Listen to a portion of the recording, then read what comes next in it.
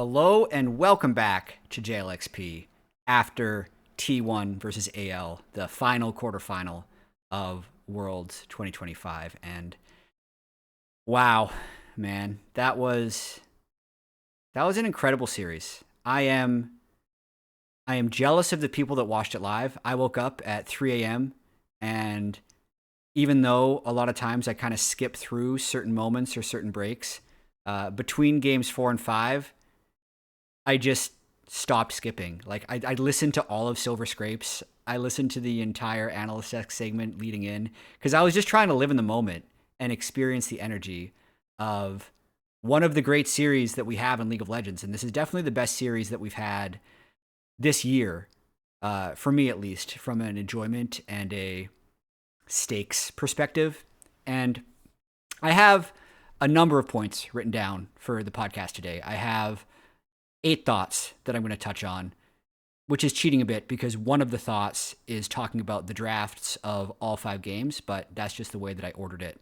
So click around the timestamps to find the ones that you're most interested in. But the first thing I'm going to talk about is just the experience of what makes great League of Legends esports, because I just feel like I felt it today. And first off, everything is just enhanced by the T1 glow. Like, even though if you're looking at all four quarterfinals and the hype leading into them, the like GenG HLE series is the 2 best teams that are playing in the quarterfinals. But that's not the series that you're most excited to watch because it's more than just your recent game quality of League of Legends that makes insane series and insane moments. It's the combination of all these factors. It's the history that's involved, which nobody comes close to Faker's history and the aura that T1 has. The T1 versus the LPL stuff, which I'm going to be touching on with a T1 stats dump in point number 2. The fact that the gameplay is dynamic and entertaining. It's still incredibly high quality League of Legends, even if it's not the number 1 and number 2 teams from the power rankings going in. There was also tension throughout the entire series, it going to 2-1 and then flipping back the other way with 4-5. And even the games within the games were back and forth in terms of the gold lead. So once again, I'm just jealous of everyone who got to watch it live, who got to watch it in person, because it's a memorable experience. And I want to kind of just capture some of the stories right now. And this is going to move me into point 2. I was thinking, as I was pretty sure that Faker was going to lose when I saw the Game 5 draft and even certain moments in Game 5. But how insane is it that nearly all of Faker's losses at Worlds are iconic moments? So these are the results of his 9 world championships that he's attended, this being his 10th. 2013, he won. 2015, he won. 2016, he won. Weirdly, like, less iconic than the losses, because everyone remembers, that's been watching League of Legends for a while, his loss in 2017, where he's wiping away tears and looking back at the trophy as he walks off stage after getting swept by Samsung and Ruler's iconic Varus ultimate that catches him in the mid lane that really took him, 7 years to recover from, because his next loss at Worlds was to G2 in the semifinals. And at least from a Western perspective, that was an incredibly iconic moment where G2 took down T1. I'd say the least memorable one was Worlds 2021 when they lost to Damwon in the semifinals. It was actually an incredibly competitive series, was going back and forth, and was really the precursor to this insane run that they've been on the 4 years since then. 2022, probably the greatest World Finals of all time. That's an iconic loss to DRX in Game 5 with how back and forth that game was, trying to backdoor the base. You can look at the LoL Esports Legacies of the Rift voting. It's in the top 4 is DRX's last stand against T1. So is Ruler's Flash Ultimate against T1. Like, two of the most iconic moments of all time is Faker losing. And then who knows what's going to happen this year. And if we get an iconic moment with him winning the true three-peat, or if he loses again in crazy fashion. This next stat's been beaten to death, but it's Faker versus LPL in best of 5. It's just, reading through it is so insane. 2013, his first one against Starhorn Royal Club in the final, basically Royal Club. Beats RNG in 2016, beats RNG in 2017, beats RNG in 2022, beats JDG in 2022, beats LNG in 2023, beats JDG in 2023, beats Weibo in 2023, beats Tess in 2023. That was quite the year. Beats BLG in 2024, and this year has beaten IG and AL with TES up next. 5 of those series were 3-0, 4 of those series were 3-1, and 3 of those series went to 5 games. He is truly a demon for the LPL, and there is so much weird luck intertwined within this, because there were definitely moments in so many of these series that weren't decided by Faker's play. They were decided by the opponent's play, or one of his teammates stepped up in a big way. And then if you just look at international best of 5s, he's lost plenty of times to the LPL, but not at Worlds, which just makes it weirdly magical. Another one that I have is, so much was made and has been made of the 5-man unit that won back-to-back Worlds, and then they weren't able to keep it together because Zeus went to HLE in this offseason, which is sad in its own right. But if you remove the top laner here and look at the owner, Faker, Guma, Keria, they really settled on that roster late in 2021, and that's the 4 people, jungle, mid, 80 support, that they ran with in 2021. So, like, this is that core's 5th Worlds run together consecutively. It's just that type of longevity and success within the longevity we have never seen before, and we will never see again. So this is including MSI to make the stats look a little juicier. But in terms of MSI and Worlds games played all time, Faker's first with 310, Caps is second with 203, Xiaohu's third with 192, Keria's fourth with 177. But then Owner and Guma have only ever played international games with Keria and Faker, and they are both tied for 5th at 168. So, how insane is it that these 4 have played more games together than all but 2 other players in the history of League of Legends? Like, what the hell? And then we wonder how they're so clutch. It's because they just have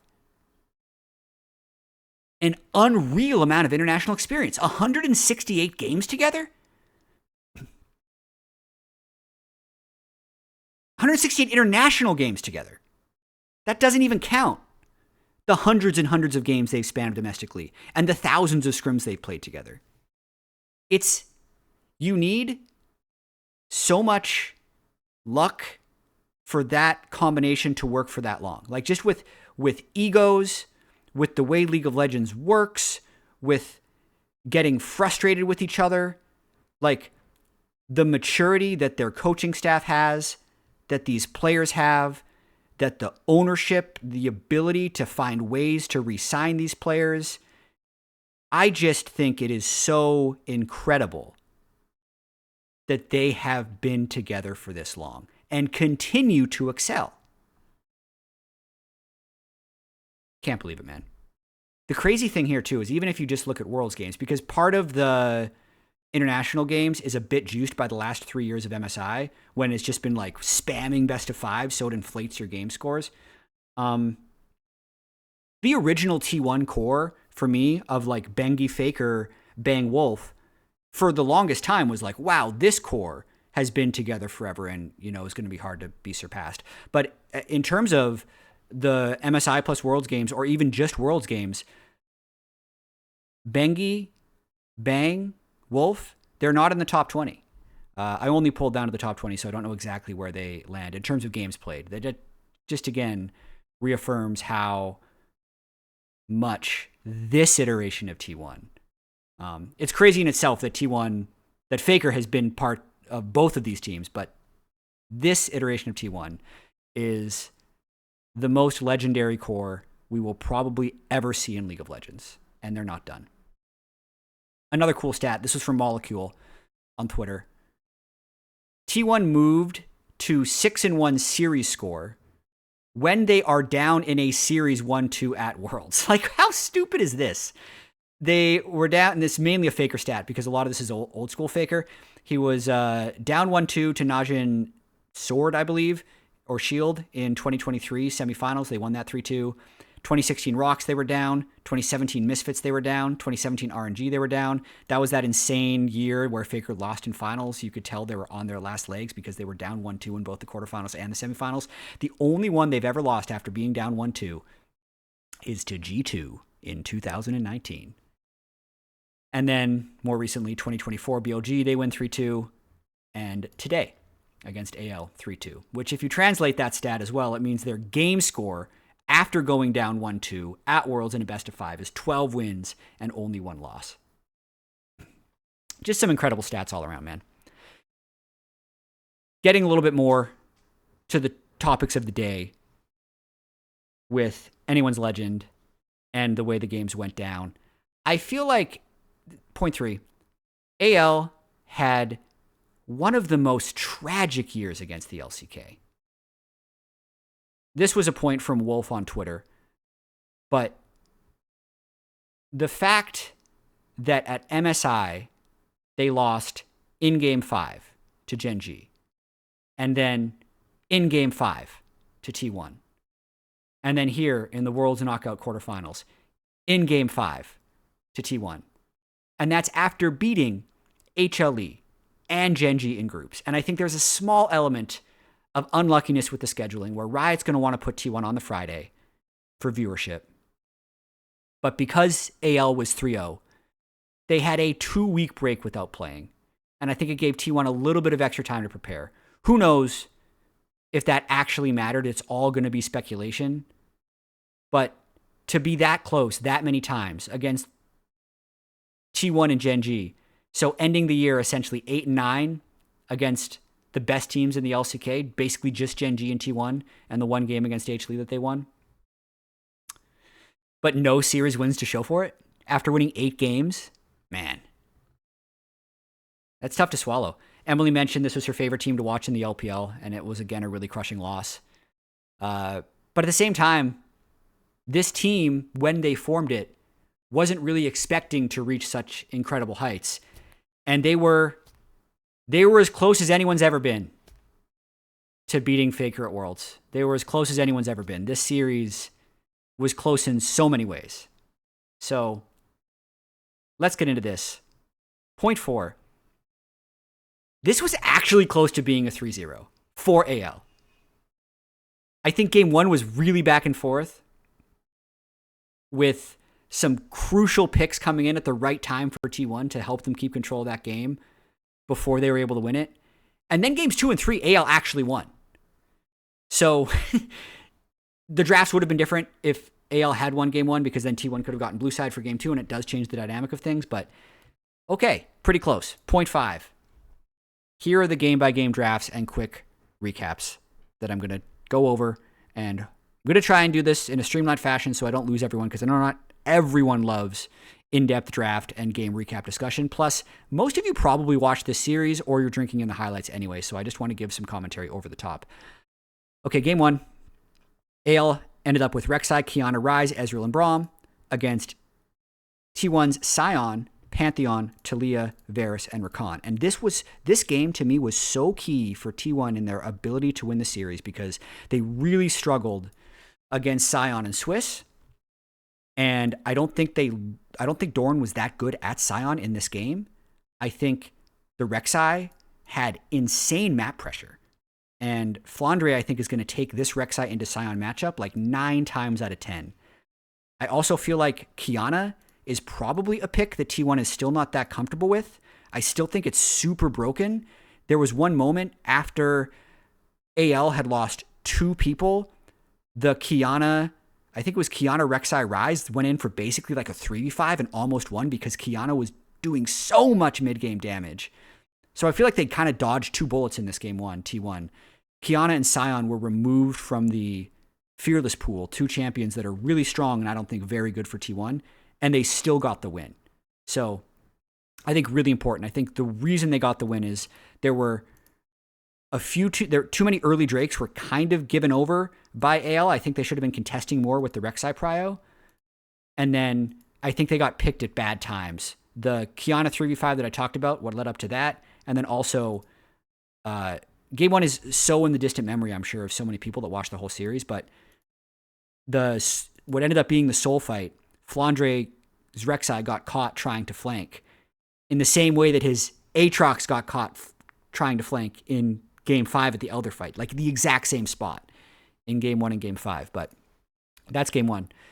Moving on to Game 2 draft. Game 2 and Game 3 I thought were just incredibly clever drafts by Tabe. They ended up with Ambessa, Wukong, Galio, Sivir, Poppy, and it was up against Rumble, Xin, the Anivia for Faker, Draven, and Nautilus. And I just thought the first pick Poppy by AL was such a good zigzag because Wukong, when it's been left up for a lot of worlds, is just such a almost no-brainer first pick, and then the other team matches Xin. But Wukong is not good into Poppy. So just first picking Poppy, then having T1 pick the Xin, and then still getting the Wukong, I thought was just a really smart switch up. I'd say the only hard thing about this draft for AL was playing Ambessa into Rumble. That's a pretty Rumble-favored matchup, at least it has been most of the year. Rumble's been nerfed a little bit to make it a little bit more even, but you could tell Flandre was having a hard time keeping up with Thorn in this game, and he played a lot of the situations well. And I think the Anivia angle was actually terrible from Faker. I think it's way too easy for Galio, Wukong, Ambessa to get through the Anivia. It's not like a slow-moving composition. Like, these are the fast-moving dashers that are going to get on you. And there's just too many ways to interrupt the Anivia ult and get around the wall. So I think Faker struggled in this game. I think it was probably the cleanest win by AL in the whole series. Game 3, T1 gets blue side. They lost, which means they get side choice. They play Cassante, Vi, Silas, Ziggs, Blitzcrank versus Aurora, Jarvan, Yone, Jhin, and Bard. And again, this was really impressive to me. So they dropped the Bard ban, thinking that there's going to be more OP picks that T1 is going to take. It's a bit of a gamble. I think in retrospect, T1 probably wishes they should have just, like, what is this first pick Bard? And then just see what happens, because Keria is the best Bard in the world. But they don't.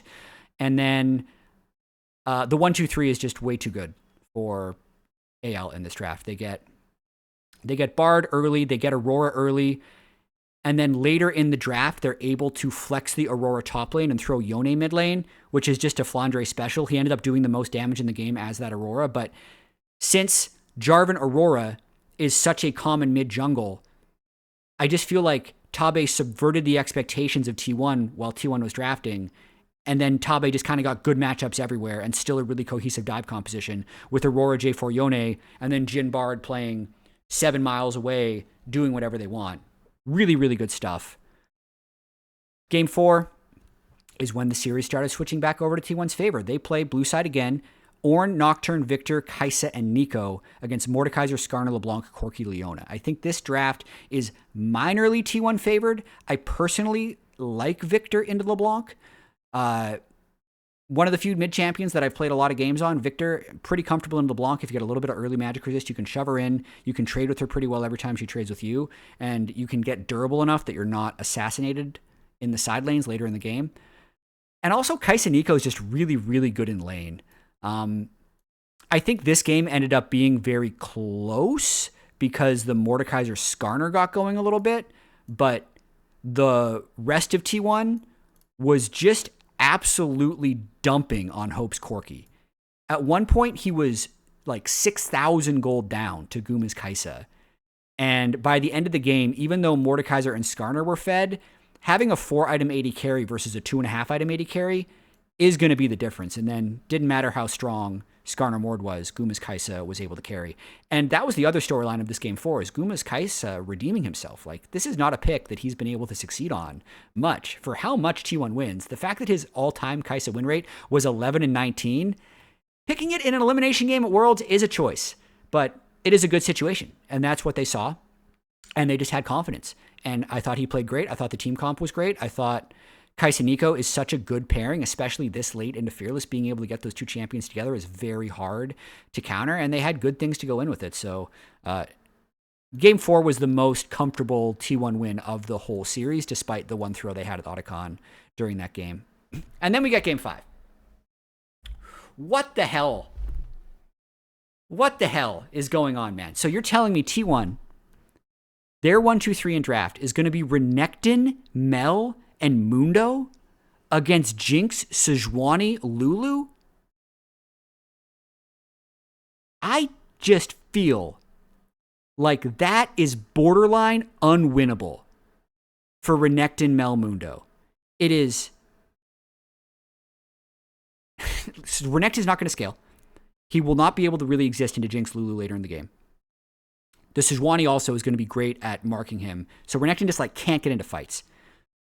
Mundo doesn't really do that much in the game unless he gets quite tanky. G2 is the only team that has been able to succeed with it, but that's also because they kind of just farm with him until he gets tanky enough that you can surprise people in teamfights by being unkillable. The only thing Mundo has, he's pretty good at soloing objectives, and he's fast at clearing the jungle. And then it's the first Mel game of the whole tournament, right? I think possibly in the 4-5 here, Tabe banning Alistar, despite it being one of the greatest supports in the game, I think if Keria was on Alistar, it would have made T1's composition even more early game reliant, because I think the Seraphine that T1 ended up picking with Ashe Seraphine in the 4-5 gave them a very, very narrow angle to have a chance late game, just because of the sustain and the way Ashe and Seraphine can pump damage in the mid and late game. But I realized I never read out the whole team comps, so AL ended up with Aatrox, Sejuani, Syndra, Jinx, and Lulu, and T1 ended up with Renekton, Mundo, Mel, Ashe, and Seraphine. And the way this game played out to me was... I need to touch on the Jinx first. I thought the Jinx was really cool. It could have just been this amazing learning moment, because when these two teams played Game 5 at MSI, Guma had Jinx in Game 5 and went 15-0. So Tabe said, we're not doing this again. Give us the Jinx. Almost worked. Okay. The way this game played out. Mundo did get the early objective stacking. He killed the first two Drakes. I think he had a lot of tempo in this game because Tarzan Sejuani ganked early to get the Jinx an early kill, which is understandable because if the Jinx Lulu gets big enough, you feel like this game is just won. But like, T1 barely stayed in it.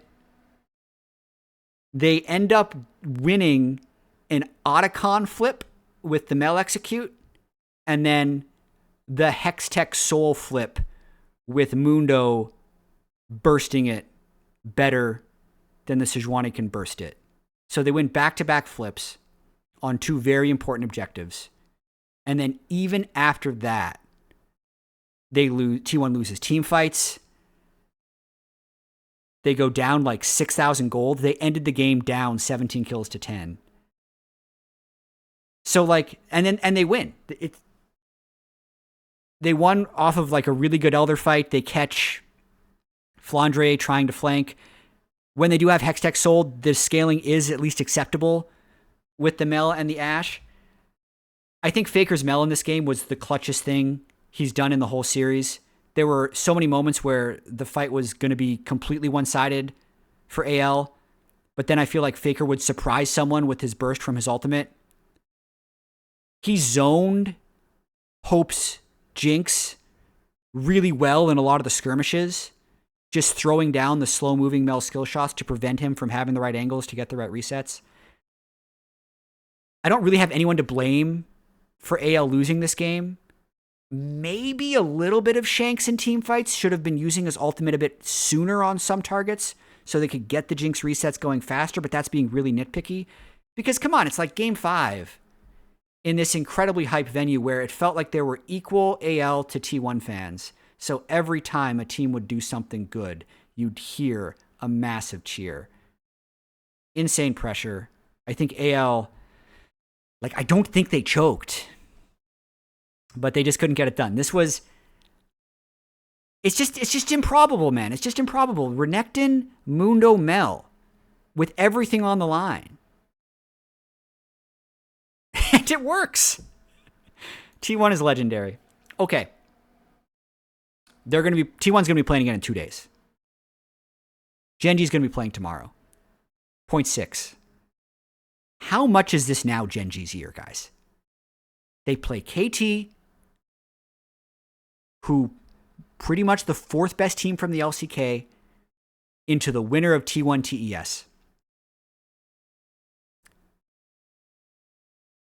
Plus, they've already won, if we just look at the last 2 years of international tournaments, back-to-back MSIs, double the limb MSIs, where they never even went to the lower bracket. So if they win this Worlds, they will have won 3 of 4, 2 MSIs, 1 Worlds, upper bracket both times in MSIs. It's like it will be such an easy switch to flip that, oh wow, we're in the middle of GenG's era. Like, yeah, this is Chovy's time. Like, for the last 2 years, it's been Chovy. Like, that will be the facts. But then, if they lose, because it will still be 0 Worlds, they're just going to be labeled chokers for a while, unless they win, like, back-to-back Worlds or somehow keep up the MSI dominance. So, like, the legacy gap that will be decided based off of whether or not GenG wins this Worlds or doesn't is one of the biggest we've seen. So, really interesting.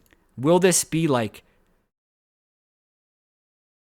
and I know I've said it, but it's just a weird mental thing. Like, if they win, it will factually be true that the last 2 years belong to GenG. Whereas if someone else wins, like if TES wins, it's, oh man, the LPL fights back. That's also an amazing story. If T1 wins, it's clearly, even though T1 doesn't win MSI, they don't win the LCK. If they win, it's just an extension of the T1 era.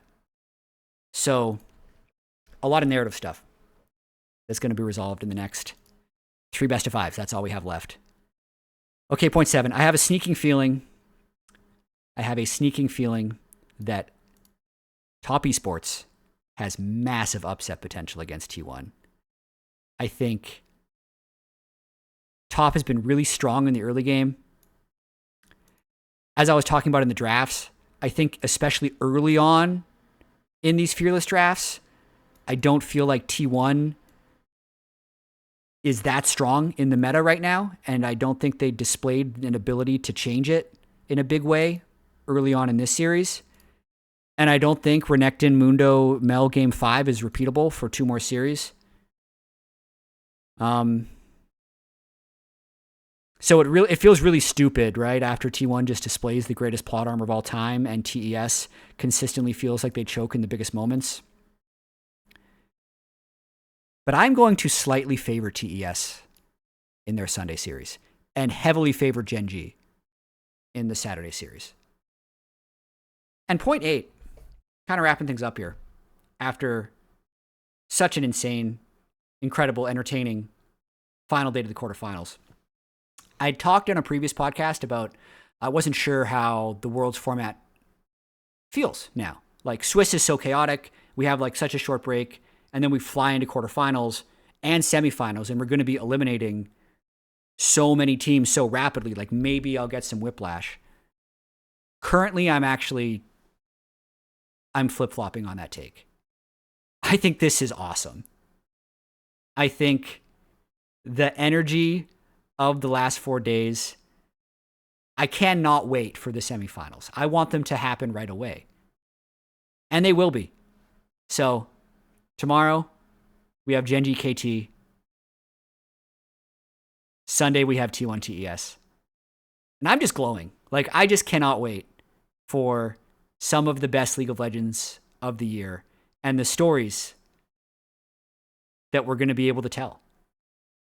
And just like the shared experience, like when there's a big series like this, everyone wants to talk to each other. Like, I've had more conversations early in the morning just about the series organically, because everyone, you want to talk to your friends about it. You want to reconnect with people.